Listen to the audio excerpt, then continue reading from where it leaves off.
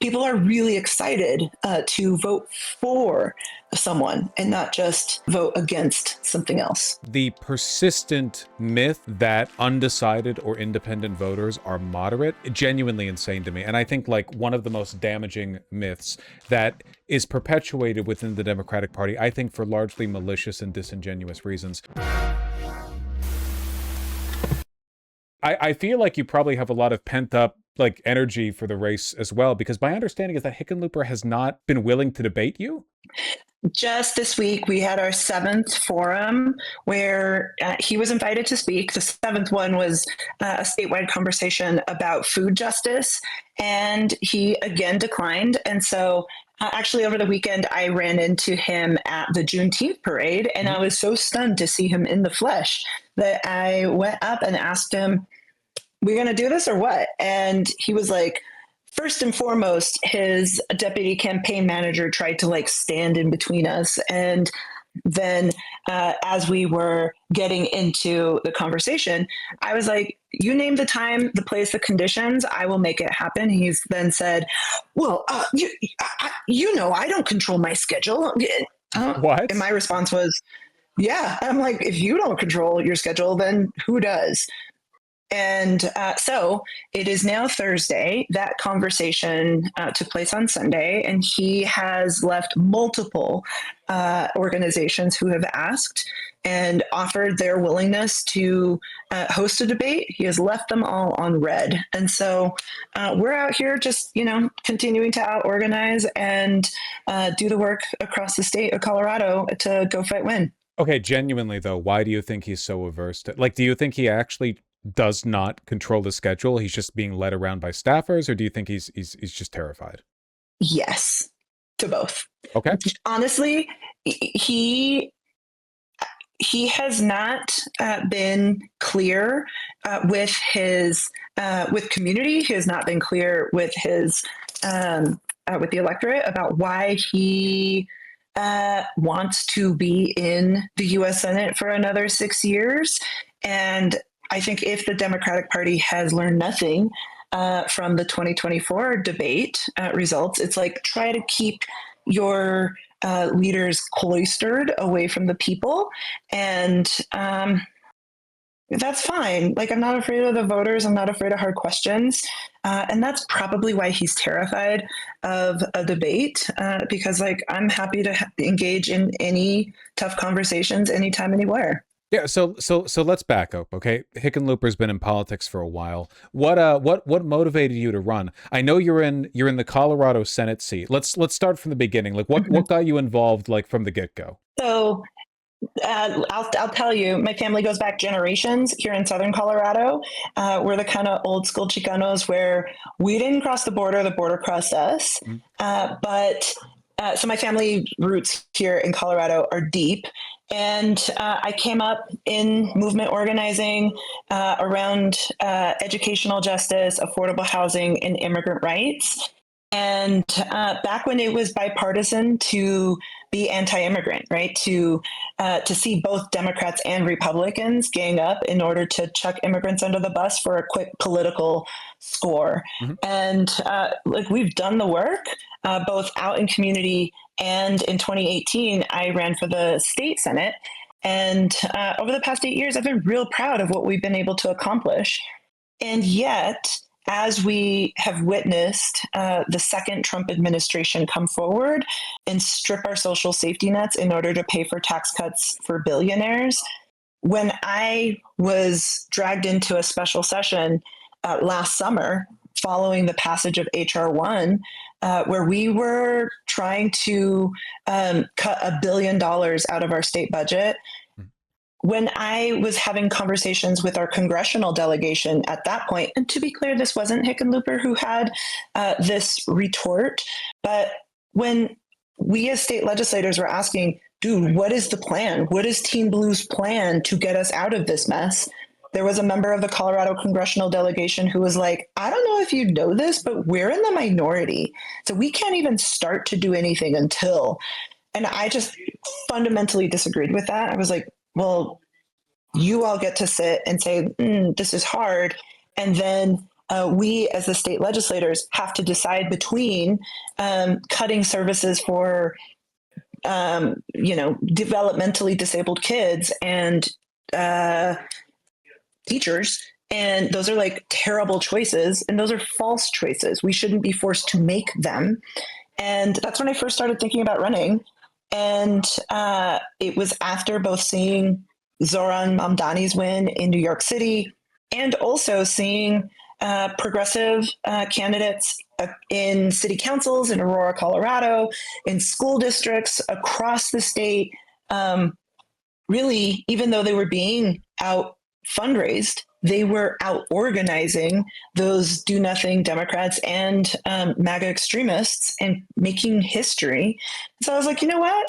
No one's coming to save us but us. And so I jumped in December, and we have been running a grassroots campaign since. And what is clear is that up until I think probably a couple of weeks ago, Team Hick was like, there's nothing to see here. We're not even worried. And just within the past several days, honestly, we're seeing not only are they starting to show up, which is why seeing him at the Juneteenth parade was like shocking because I haven't seen him in person. But seeing him and his donors start to act like they are in full freakout mode has been beautiful to see. And so that's where we're at this point. Yeah, I've noticed there has been very minimal polling on the Colorado Senate race, but the most recent polling actually has you not far behind at all. I remember, not to say I was checked out or anything, but like my understanding that this was at least initially considered a very long shot, and the most recent polling I saw had him up like plus 7. Or maybe less. Mhm. That is a shocking lead, or like a closure of the lead that's taken place over the past couple of months. What have you been doing to get that? I mean, we have been going across the state of Colorado and just showing up and listening to people, asking them what they're furious about, what they're hopeful for, and what they want to see change, and what they expect from their next US Senator. And it's not rocket science, but apparently the bar has been so low that just showing up and listening to community, people have been so hungry for that opportunity to just share their perspectives and their hopes and their fears and their expectations that we have been just gaining momentum across the state. And I'll also say that we have also been willing to be clear and direct about, look, I'm not interested in moving chairs on the Titanic, by which I mean I'm not interested in policies that adopt a centrist incrementalism, right? Like, I don't want any of that, because that sort of incrementalism is what has led us to this point where we are seeing Chuck Schumer effectively manage our Democratic Party's descent into fascism instead of standing strong and leading the charge to combat it tooth and nail. And that sort of incrementalism, when we know what it is that we need Medicare for all, we need to abolish ICE, we need to enact universal child and elder care, we need to tax the billionaires and now the trillionaires in order to build an economy that works for folks like us.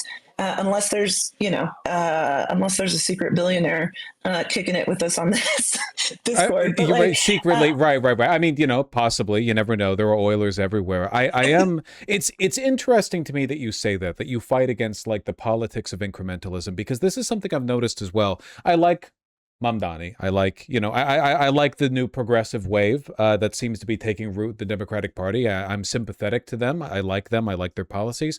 But what's interesting to me is that what I like most about them in many cases isn't actually the policies. I'm left-leaning. I'm surrounded by left-leaning people. I've been hearing, Medicare for all for, at this point, well over a decade. I understand. I agree. I've been there.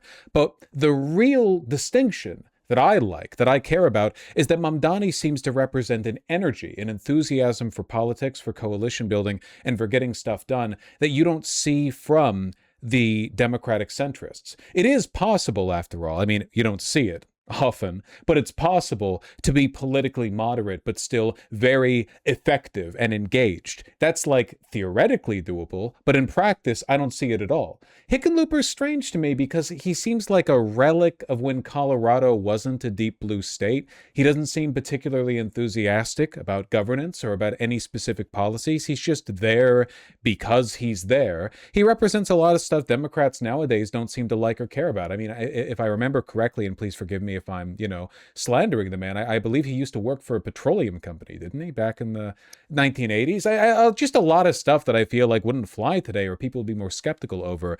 And that incrementalism, it ties in with the political beliefs, with do nothing Democrats, with with a guy who won't debate you and will make an excuse saying he doesn't control his own schedule. People who just don't have an enthusiasm for life or for the game. You seem to like the game. I mean, clearly you seem pretty hyped up about the moves that you've made over the past couple of months to close that polling gap. I mean, what is wild is that he has out fundraised us extraordinarily, right? And that's fine. And he's touting that, and his supporters are touting the fact that he is out fundraising us as a demonstration of why I shouldn't be in the office. Mm-hmm. And to me, I'm like, that was not like out fundraising John Hickenlooper was never the goal.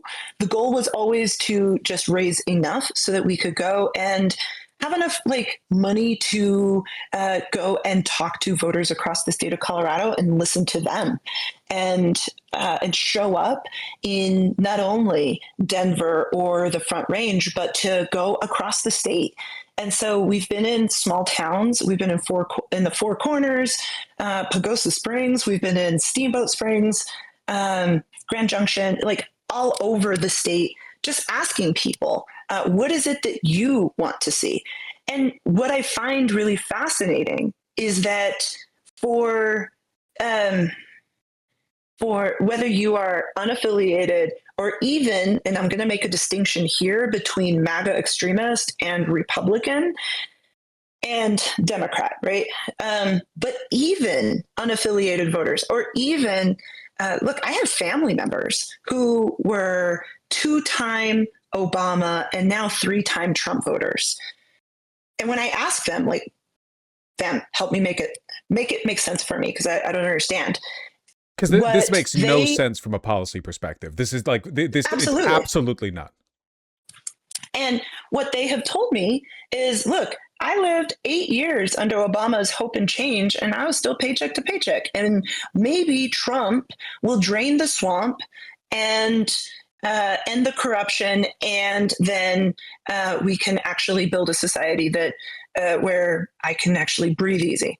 And as much as I respect where, even members of my own family have come down on that front, it is clear that for Republicans, unaffiliated, and Democrats, the cost of living is so unbearable, where people are working 3 jobs plus a side hustle just to afford housing, healthcare, childcare, gas, and groceries, that they are hungry to speak to anyone who will talk about what the solutions look like.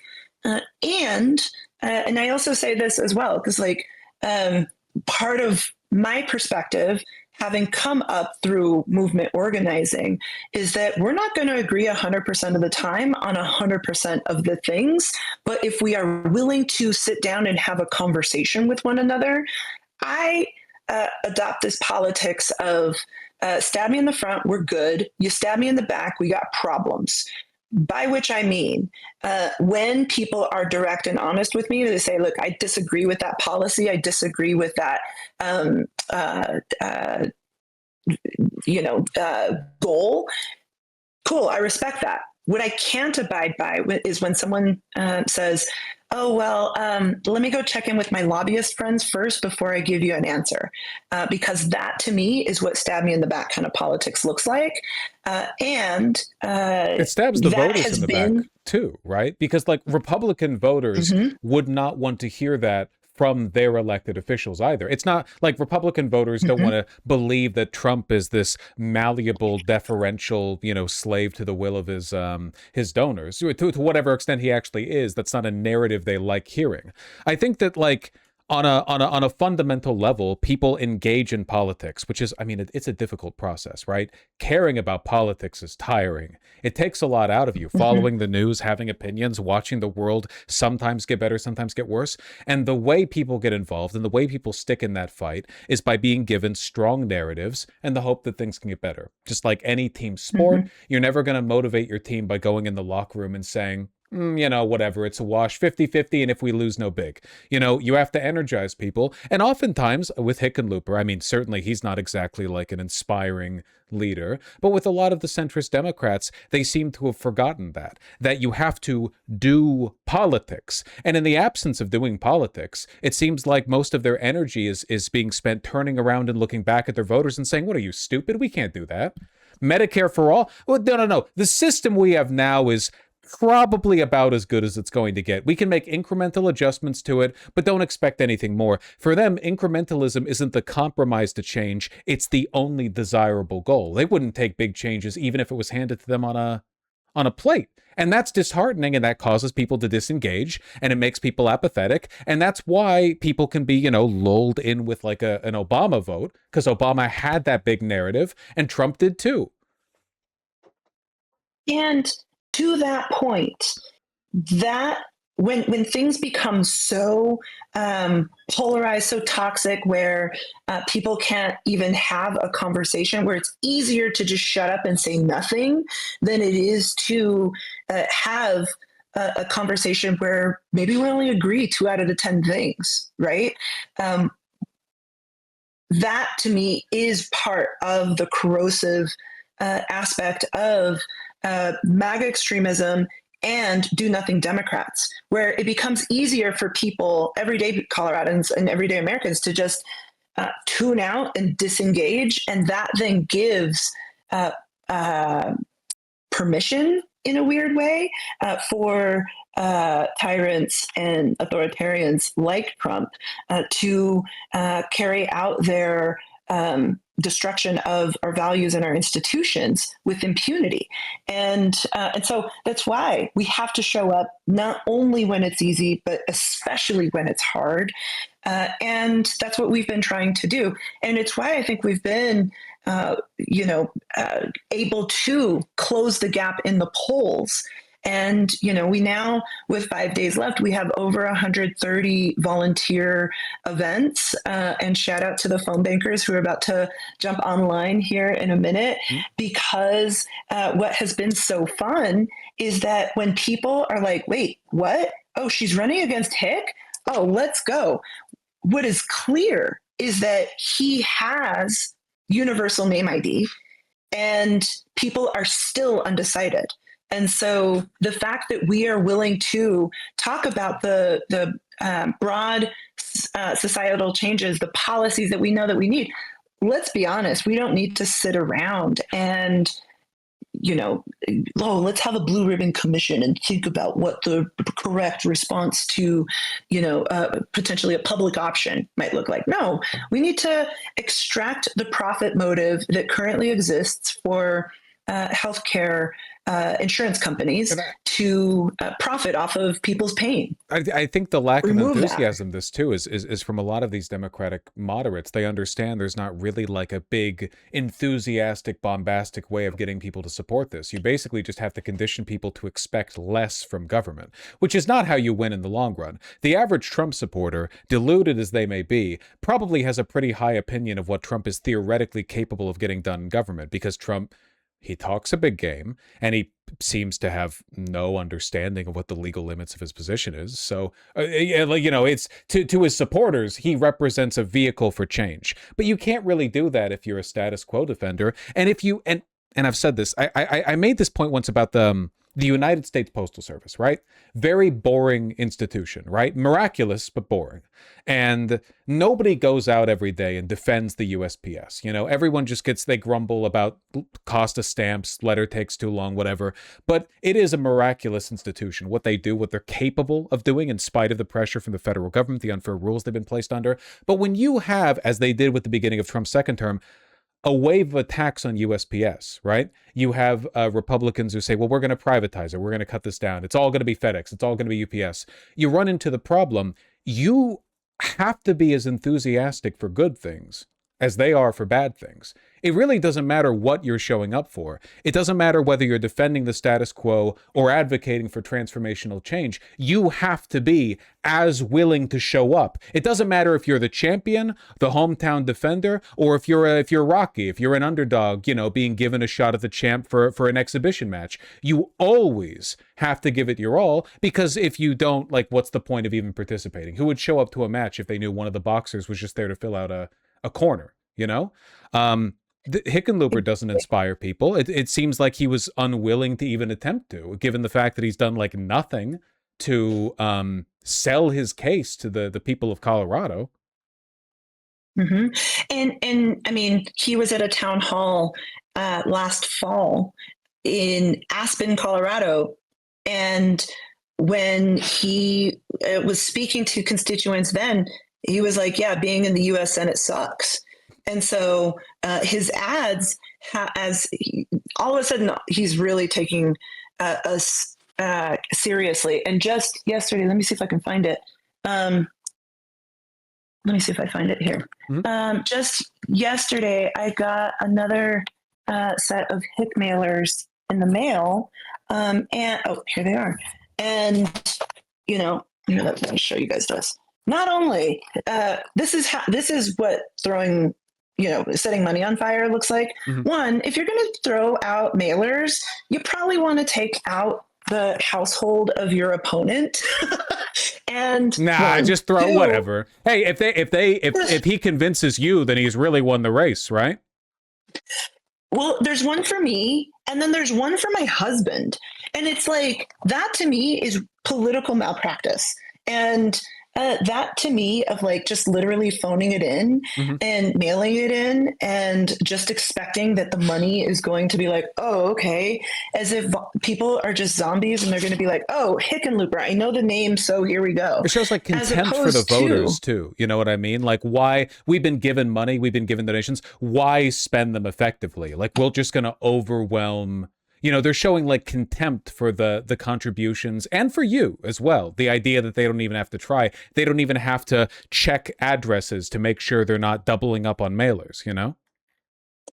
And to me, it's like, instead, we have been so intentional with every penny that we fundraise because, look, working class people know how to stretch a dollar out of 15 cents. First and foremost, you probably don't want to engage in this kind of politics because that's just lazy and makes their consultants and the mail firm a lot more money and doesn't do much when you can't even be bothered to have a debate where you share your vision for the next 6 years. Because look, at the end of the day, why have a debate if you're not willing to talk about what your vision is for not only to fight Trump, right? Because Trump is only in office for 2 more years.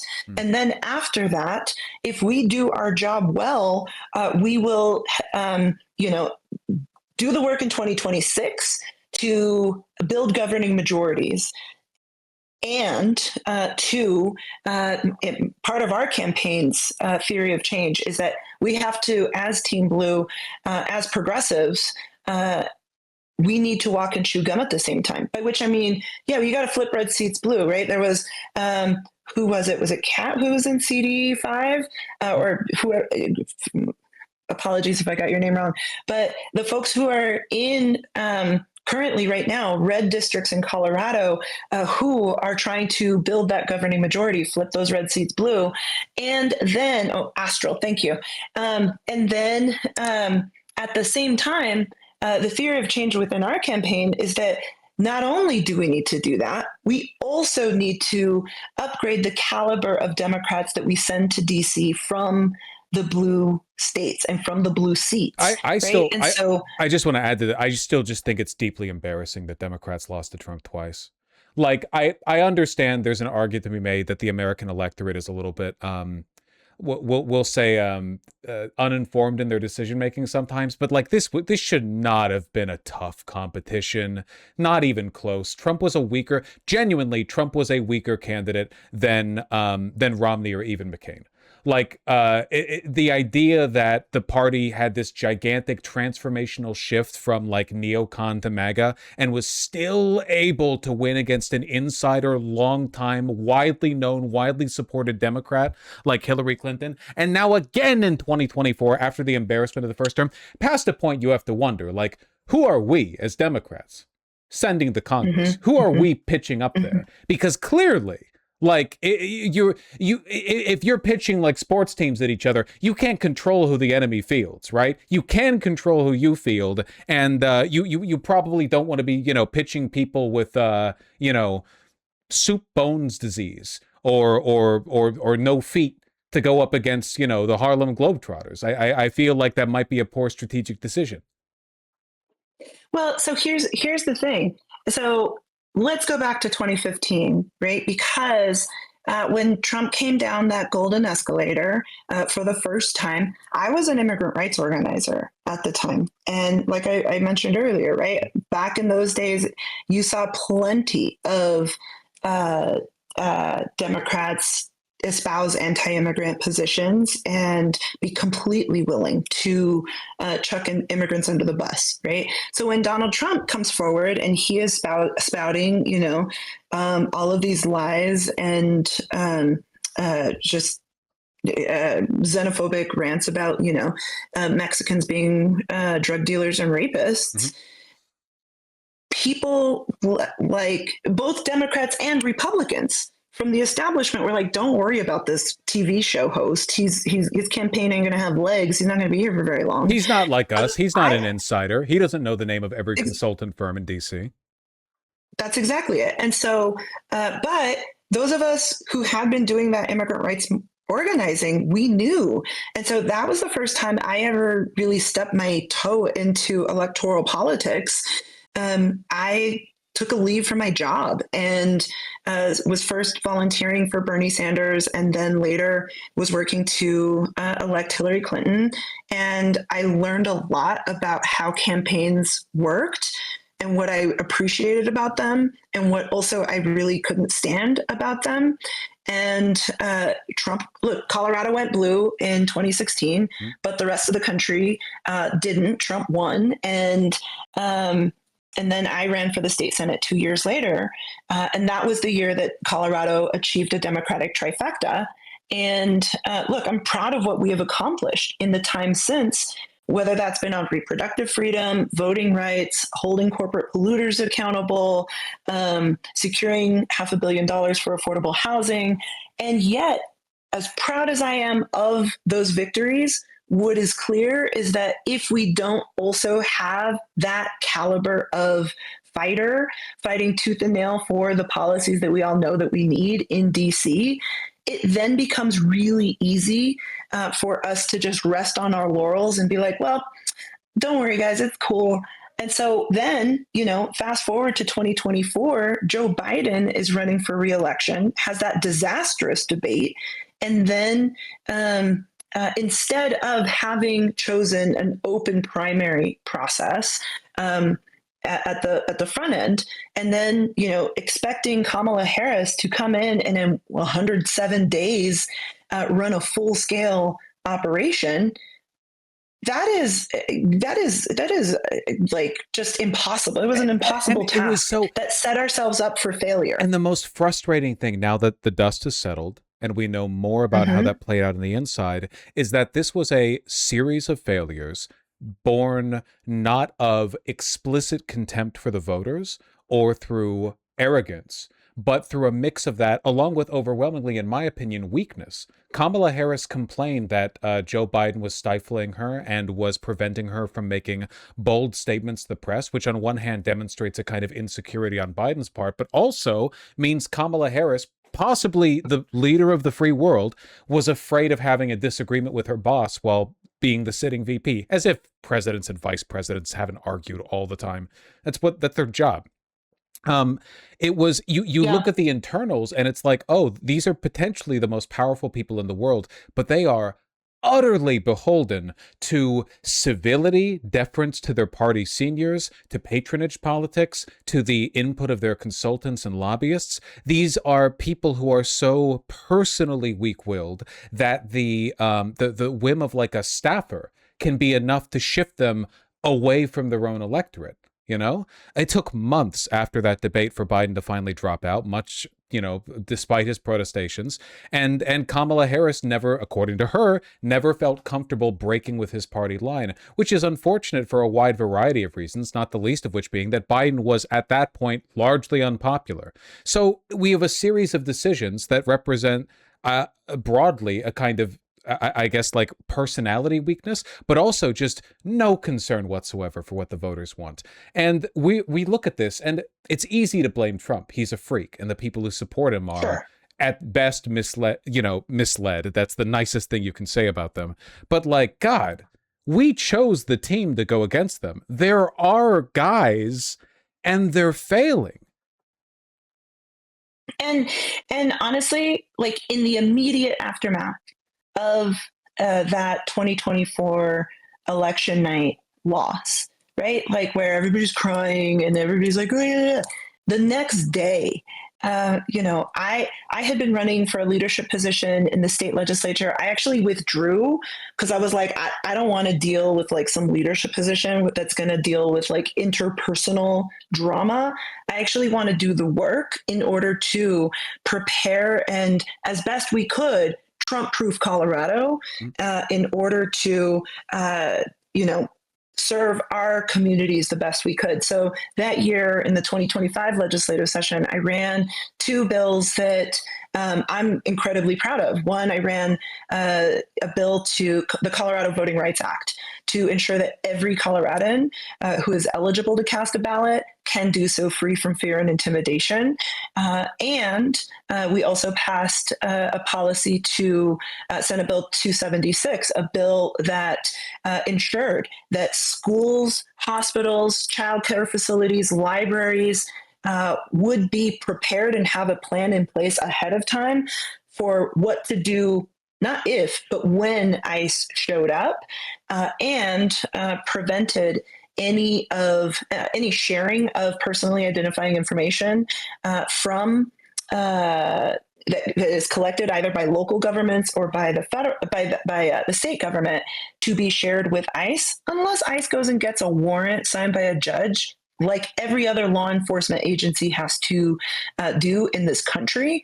And those two pieces of legislation, to me, felt more important to advance than some sort of leadership position.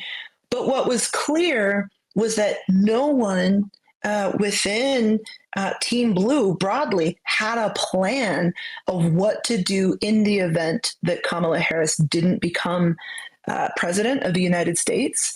And so, and still 2 years later, 2026 midterms. We still don't have a plan. It's like, we still have no. What's the plan? We're still free floating. I still don't like. So, this is like the easiest layup too. Like the fact that federal politicians aren't like day one Trump's gone. We're undoing everything he did to the White House. Like they aren't. It feels like a permanent opposition party. Like the Republicans can never, or sorry, the Democrats can never actually be in power again. They talk as though they can't. Like they're always going to be outside the club or the inner circle. I want to vote for winners.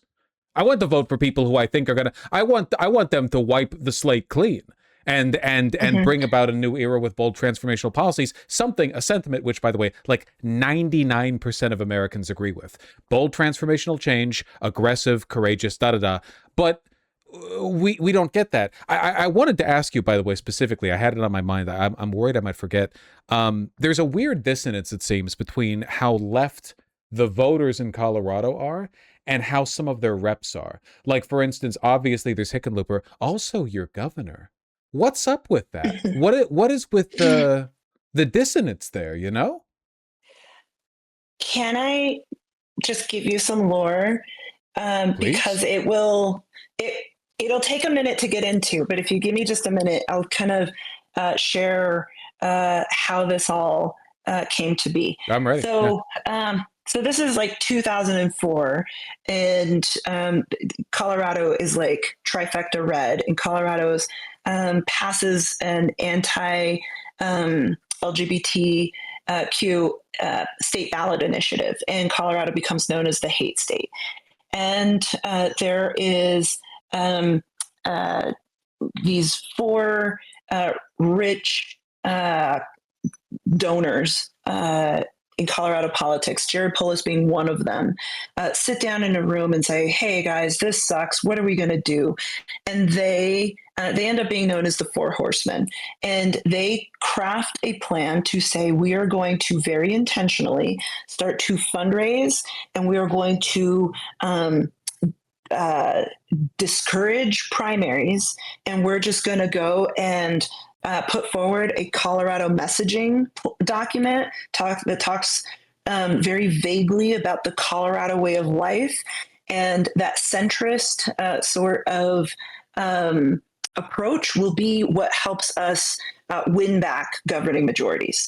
And it takes they'll go and win one chamber, and then they'll lose the other, and then they'll go and win one, and then there's a brief moment where there's a trifecta, and then shenanigans take place and we lose the trifecta, right? Like, and over time, what ends up being a real driving force are the donors in Colorado politics. Mm-hmm. And one thing that becomes really clear the year that Colorado achieved the Democratic trifecta back in 2018, following the first Trump victory in 2016, is that not only were we a state that had gone for Bernie in 2016, we'd later gone to go to vote again for Bernie in 2020.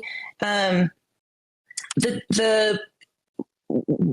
when I first came into the state Senate, Colorado had been just barely, I would call it like the faintest of blue. Mm-hmm. But then the House achieved a trifecta, a supermajority, and started actually passing really progressive policies. And then all of a sudden the donors were like, wait a second, maybe there is such a thing as too many Democrats. And then they start to because the Republican Party at the state level can't argue its way out of a wet paper bag, the donors start funding moderate Democrats, centrist Democrats, Democrats who will listen to all sides. And that ends up being how we end up getting to this place in Colorado politics, where, again, shutting up and saying nothing is seen as being better than being willing to go and have the conversation with the people, as opposed to just shutting up and listening to the donors. And so I share that history because, and there's a great book called The Blueprint for any folks who want to go and read that history of how that came to be. But that is, I think, why the base and the establishment have been so misaligned for the past several years. And you see a real tension playing out in Colorado politics right now, not only in my race, right, but in state legislative races across the state, where you're seeing $800,000 in dark money being spent on a House district seat. It's pretty preposterous. I feel like this has been a problem for a long time, and not just in America. The idea that you have a kind of phantasmal conflict between political parties when in reality the same set of interests supports them both. You have like a slate of corporate interests who donate. This is very common practice. Corporations or wealthy people will donate to both candidates, so that way whoever wins, they're indebted to them either way, right? Very simple, playing the field, totally normal. I mean, I think a lot of people don't really like to acknowledge what happens as a consequence of that, which is if the Democratic Party eventually shifts to a point where no amount of support would make them deferential to the interests of those corporations, they will start influencing the internal elections within the Democratic Party. Like, you don't care if you're a corpo, you don't care if Republicans or Democrats win if it's like the late 90s and you know you're getting a favorable regulatory environment in either direction. But if it's a difference between a democratic socialist and a far right MAGA guy, like Trump, the MAGA guy is going to make it legal for you to dump arsenic in the drinking water. The democratic socialist guy, probably not. There are real stakes now. And all of a sudden, all of the apparatuses that the Democratic Party has been reliant on when they were a more centrist or moderate leaning political organization are now turning on them. I got to ask you, how do you plan on dealing with that? I mean, say you win, sure. What do you think you're going to be able to do to get anything done in the face of that kind of oppositional pressure? Well, to connect sort of that history of Colorado politics with the current moment and with the plan forward, right? Look, when Jared Polis first ran for governor, he because he was running as like to be the first openly gay governor in the state of Colorado, people were willing to overlook the fact that he was a centimillionaire. People were willing to overlook the fact that he was largely self-funding his campaign, right? And people thought it was so cool that he was limiting the maximum contribution to his campaign at $100. Right. And what that then meant, though, is that he felt that he and we came into to the state capitol at the same time. Right. Where love the little bubble. Sorry. I don't know how that happened. That is so weird. This Discord likes your politics. Well, part of what became very clear is that he felt that he didn't have to listen to community, that he didn't have to listen to people directly impacted by policies, that he could just, be the smartest person in the room because he had the most money most of the times in most of the rooms that he was in. And so that's why, even though the clemency board recommended twice unanimous opposition to granting Tina Peters clemency, even though the entire county clerks associations, Republicans and Democrats, unanimously told the governor, do not grant this woman clemency, even though every Democrat, include progressives and moderate centrist Democrats, unanimously said, do not grant her clemency. He was like, I don't care. I'm going to grant her clemency. Well, he's just going to, we know who he's trying to curry favor with, right? I mean, he's just going to. Exactly. Yeah. And he's been willing to bend the knee to Trump. And so to then connect that to your question of like, so Jules, what are you going to do? Look, I have no problem telling the corporate lobby that no is a complete sentence. And instead to listen directly to the Coloradans who would be directly impacted by any and every policy under consideration, right? That to me is what representation ought to look like. And first and foremost, what would I do once I win? Vote for a leader who, for the U.S. Senate Democratic Caucus, who will divest our addiction to corporate money and who will stand up in order to fight for the policies that we all know that we need to build that economy that works for everyday folks and stop spending the need to the oligarchs and the corporations and the corporate lobbyists that those oligarchs control. So I mean, in a practical sense, right? We know that the infrastructure the Democratic Party in Colorado has relied on has not been um, receptive to the interests of the voters. That's why Hickenlooper basically waltzed into this unchallenged until you showed up. He didn't even feel the need to really campaign for it.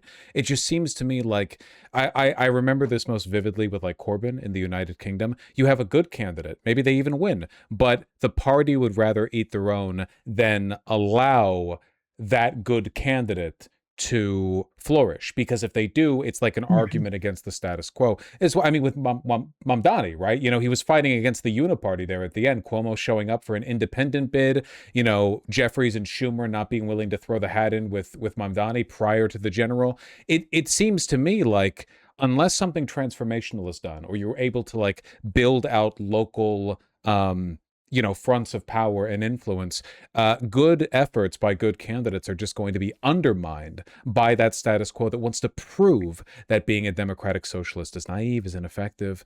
In Colorado, do you think that base of support can exist? I mean, New York City's where the action's at right now, but I'd like to believe it doesn't have to be limited there.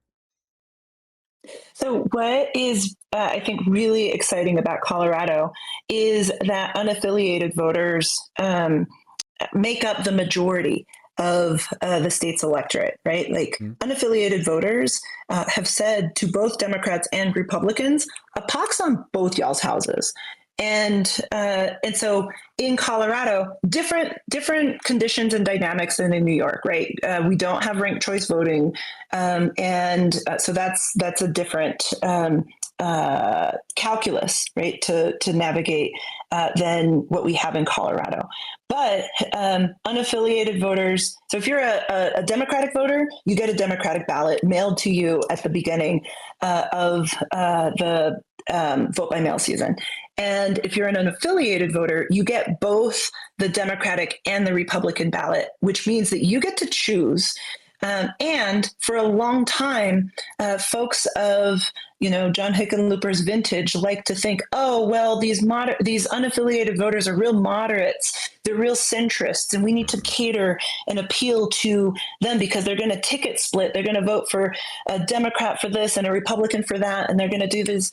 That hasn't been true for years in Colorado, but that is the mindset that they bring to politics.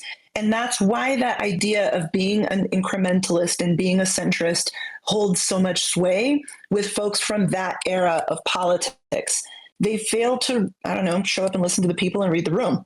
And because of that, what I have heard from folks in big cities and small towns is that the rising cost of everything is crushing everyday Coloradans, and they are unaffiliated because the Democratic Party has not presented a strong enough vision for other than, oh, we're going to fight Trump. Like, I'm sorry, we've been saying that for at this point a decade. Fighting Trump is a baseline. Tell me what you're going to do in order to build an economy and to build a Colorado where everyone can thrive, not just survive. And so that is, I think, why we have been so resonant across the state. And you hear that reflected not only in our campaign. Look, we didn't ask for permission from the power brokers and the corporate, lobbyists, and we didn't ask for permission from the consultants from DC.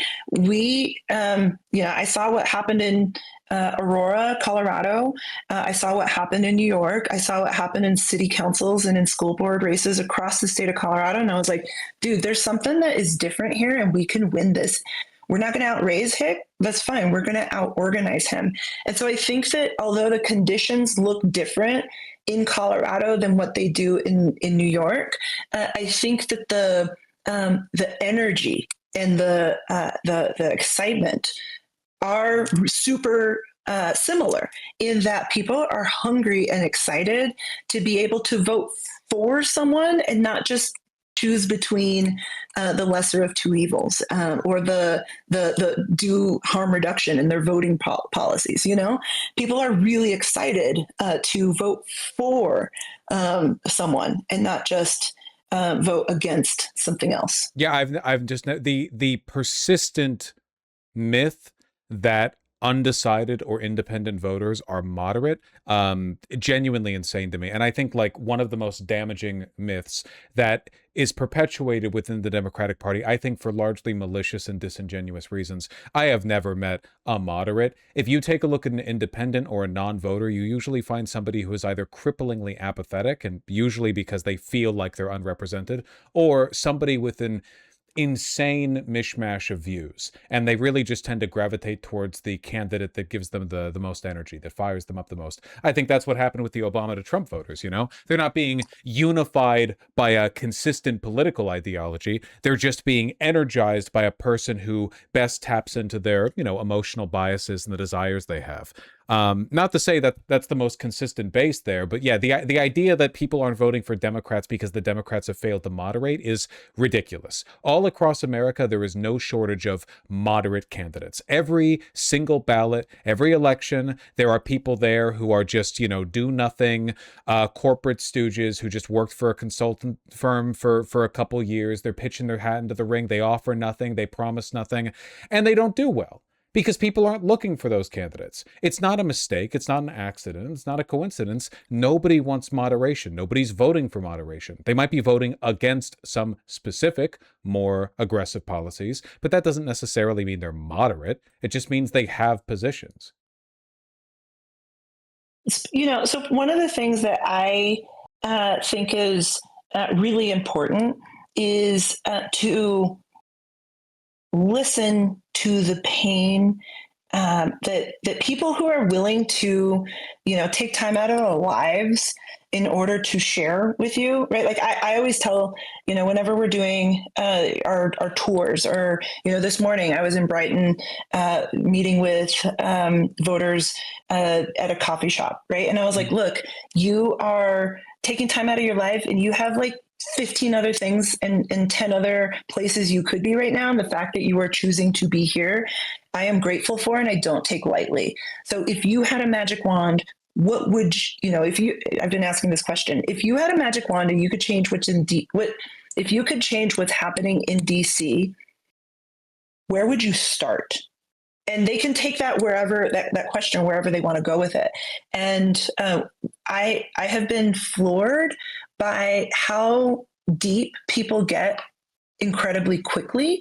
I think that, and people share incredibly vulnerable stories, right? Because they are so excited to have someone just ask them. And that act of showing up and listening then informs, right? Like, because when I'm hearing from voters, as opposed to the corporate lobbyists who will say, we just don't like that policy. Why not? Mm-hmm. Well, we just don't like that policy. Well, that's because it would, interrupt their ability to make money hand over fist for the corporations that they're there to represent. You know what I mean? That to me, that act of showing up and listening is, I think, how we meet the moment and proceed forward. No, 100%. Yeah, and it's the reason why I think that the best example of this right now nationally is in Maine with Plattner versus Mills, where Mills had like the pedigree, the establishment backing, the name recognition, the patronage reward, right? It's her turn. She's only 100 years old, and she got crushed by a nobody who's just going door to door. He's just showing up in every little village across Maine and exciting everyone. They show up to the town hall. They listen to him speak. There's no replacement for that. No matter how bad politics in America get, there's just no replacement for the ability to make people excited about you. And, despite all the money in the world backing them, it seems like that kind of financial pull can't compensate for a deficiency in the enthusiasm. Hickenlooper has more money than God, both, personally and in terms of his electoral prospects, and yet you are rapidly closing the gap. He underestimated you. Now it seems he's panicking a bit. This has happened multiple times in multiple races across the country. You can't buy enthusiasm. You can try, but clearly it doesn't work as well as they want it to. To that point exactly, can I just share that this morning in that little coffee shop, this woman whose husband served uh, her husband was in law enforcement. She had worked in the attorney general's office. She knew Hickenlooper back when he was governor. Right? She was in her 80s, and she was like, "I've known John Hickenlooper, and I've known him for years." She's like, "But I voted for you because you are showing up and asking people what it is that they want to see, and you're bringing the energy and the momentum that we need to see in our politics, right?" And so that there's nothing that's like sweeter than seeing a woman who, upon first glance, I would have said she's not going to be on our side, and then to have a conversation with her and for her to say, "Not only did I decide to vote for you," she was like, "I spoke to my book club about you," and I was like, "That's so sweet. That's cute. That That's just makes cute. That's that cute. is cute, right?" And I was like,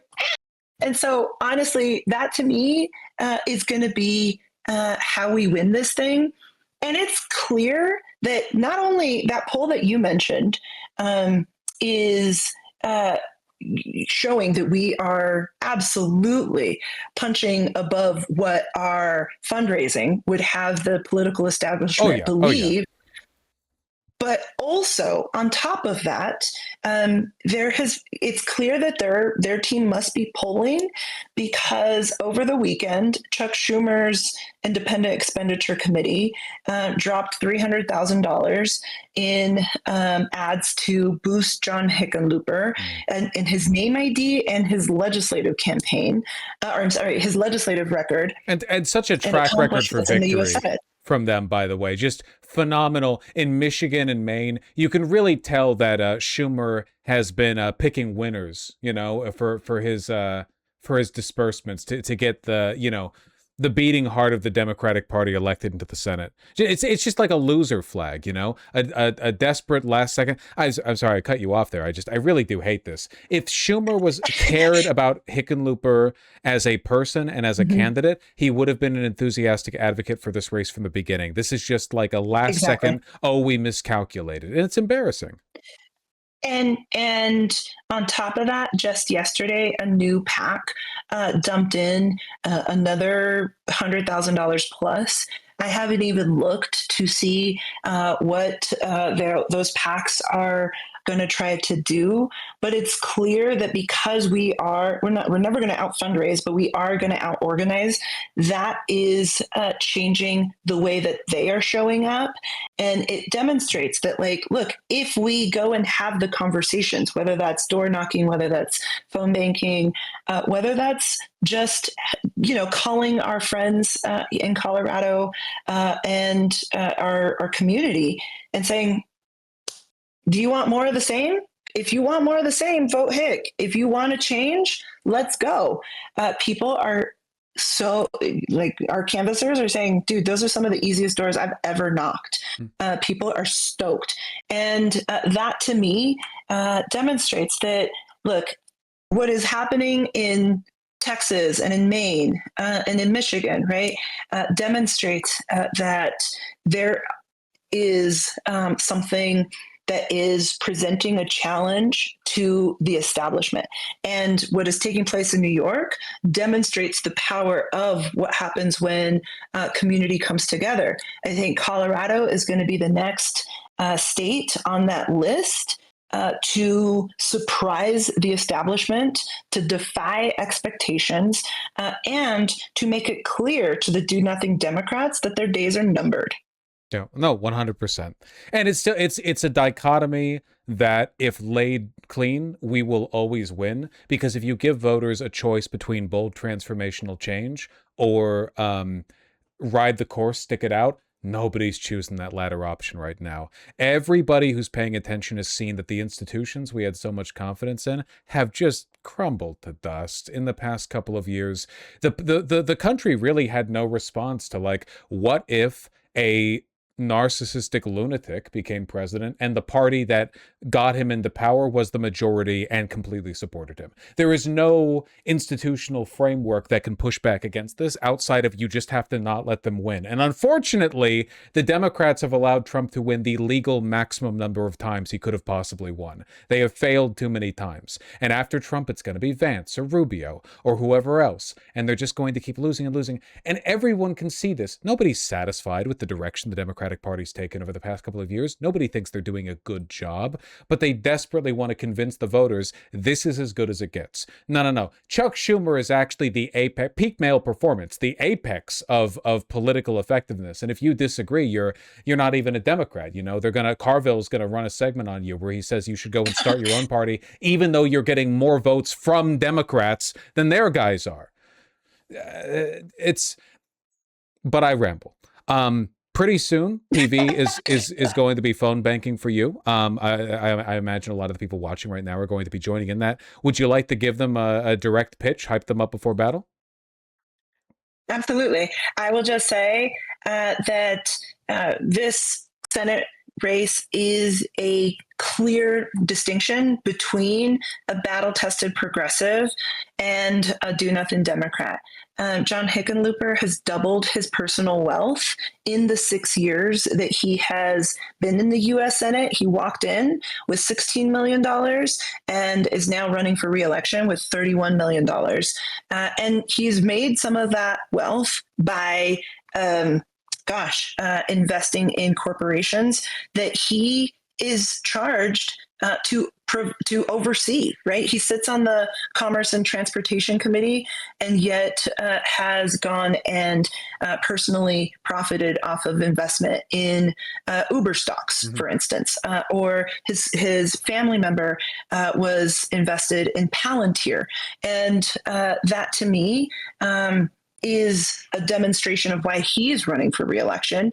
Whereas, look, I'm running because I want to pass Medicare for all, a universal child and elder care. I want to abolish ICE. I want to end our forever wars and put those dollars back into serving people in this country and meeting the moment here. I want to tax the billionaires and build an economy that works for all of us. Fantastic. Well, my understanding is, at least according to Benjamin, 15,000 phone bank dials in 3 days. I'm just reading a chat message. Vosh, tell everyone to try to beat that by tonight. That's our goal. Chat, the stream is done. It's over. It's gone. It's obliterated. I'm just going to be reading donos. If you're interested in doing something interesting and effective, I strongly encourage you to go into the Progressive Victory Discord server. They will help you start with phone banking. It would be so goddamn cool if we snuck a progressive a win in Colorado, challenged the deep state. They didn't think it was a threat. We were behind them the entire time. We teleported behind them in Denver. Please do. Thank you so much, Julie, for coming on. I really, really appreciate it. I hope that you have, I wish you all the luck in the world with the coming primary election.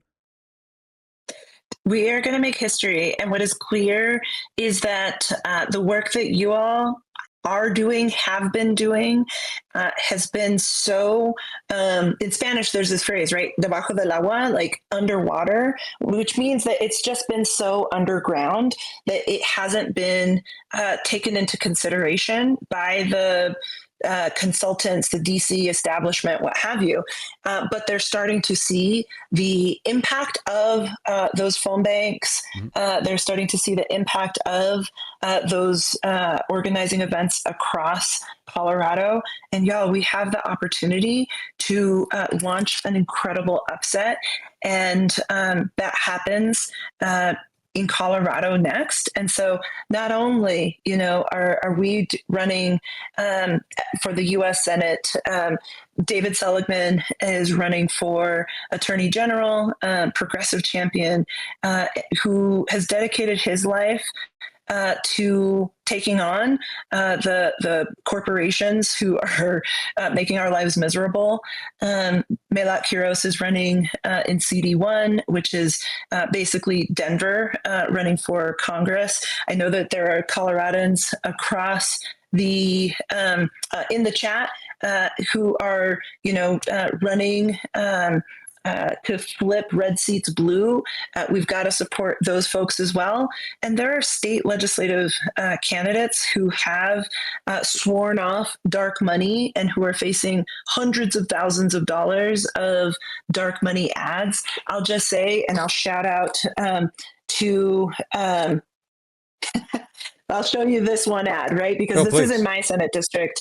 This is, I am supporting Chala Garcia Orlando, who is, she is the grassroots climate champion, right? And she is just doing incredible organizing work on the ground. And yet I'm receiving at least one mailer a day from her opponent, Andres Carrera, and this is his mailer. So I don't know if y'all can see it, but it says, remember when you got this? And it's one of Andres Carrera's previous mailers. mailer. And then it says, don't forget who's behind it. Corporate polluters, oil and gas companies, and ultra wealthy CEOs. And they're the folks who are funding so much of this politics. And let me be really honest. I've worked alongside both Chala and Andres, and I can tell you firsthand, based on lived experience, that Chala will show up and Andres will say, let me check with my lobbyist friends, or let me check with my donors first. And you don't want someone who's going to check to see which way the political winds are blowing before they go and they tell you, this is what I believe. No. And so we are doing the work across Colorado, in Springs, in Grand Junction, in Pueblo, in Adams County, in CD8, in CD4.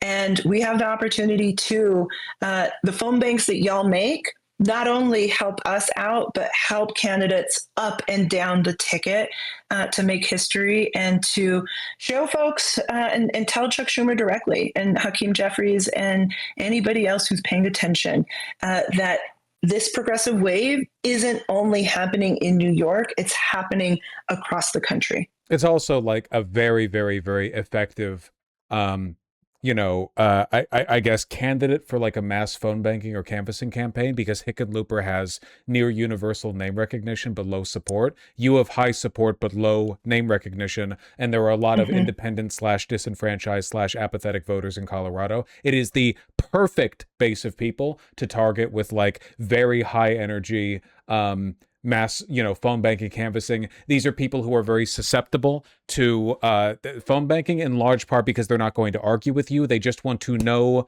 the name.